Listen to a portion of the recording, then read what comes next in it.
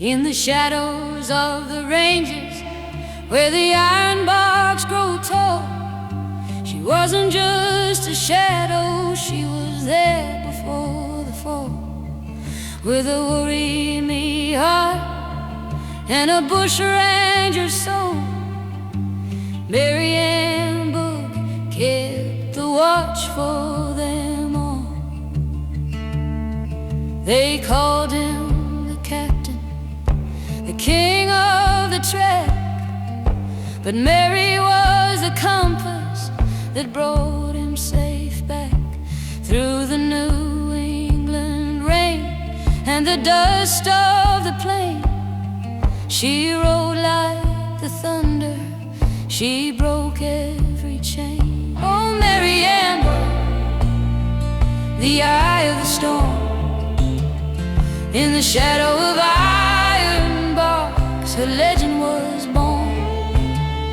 More than a mistress, more than a wife, she was the compass in the Bushranger's life.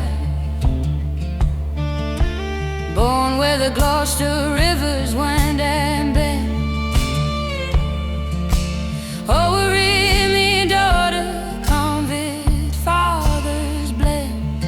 They sent her down to Sydney, taught her words and pen.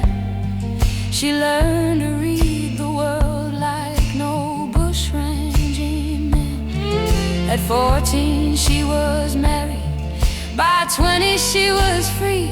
Then Frederick Ward came calling from across the Barrington tree.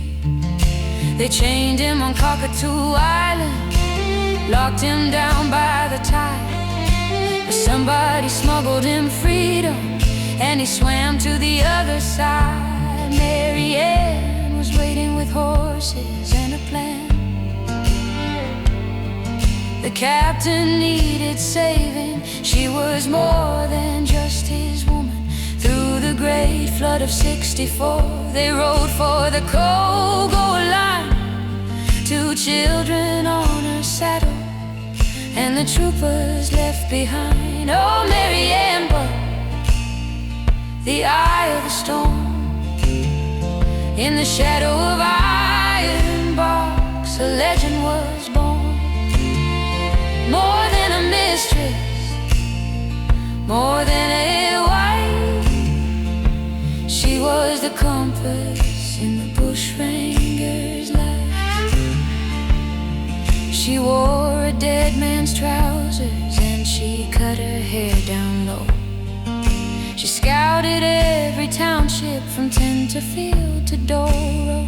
She read the Maitland Mercury by the campfire's dying flame, and told the captain where the troopers rode before they ever came.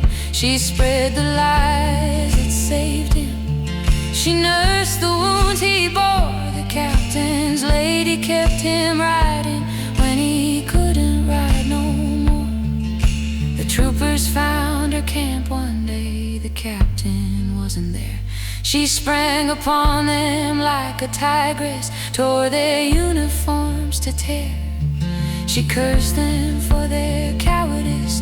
You chase a woman down, while Thunderbolt rides laughing through your precious little town.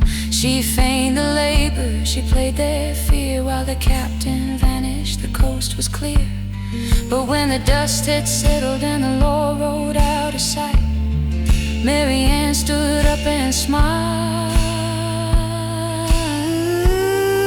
and vanished in the night.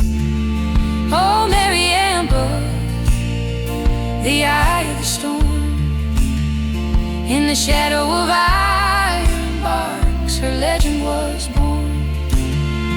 More than a mistress, more than a wife, she was a compass in the Bushranger's life. They locked her up for vagrancy, they called her Thunderbolt's whore. But she wrote the governor letters, and she walked right out the door. They jailed her for possession, said the fabric wasn't paid. But the shopkeep spoke for Mary, she's no thief, that eloquent maid. On a cold Kentucky creek, 1870 came the end. A trooper's bullet found the captain on that final river bend. They put a statue up in Urella, bronze upon a stone. But Mary Ann, the reason he survived so long, rode on alone.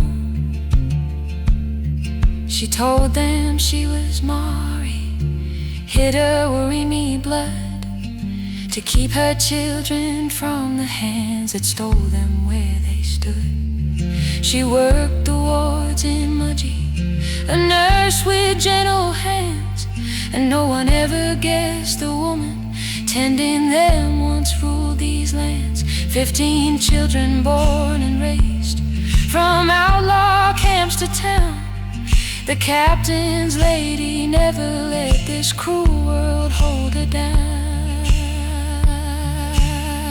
Oh, Mary Ann Bugg, the eye of the storm. She outlived the iron bark, she outlived the scorn.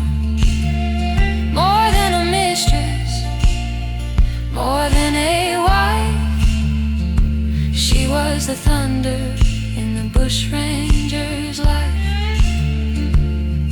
In Mudgee's Gladstone Street, 1905, she closed her eyes.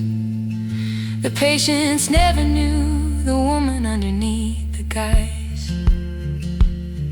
Nor Thunderbolt's shadow, not a footnote in his song.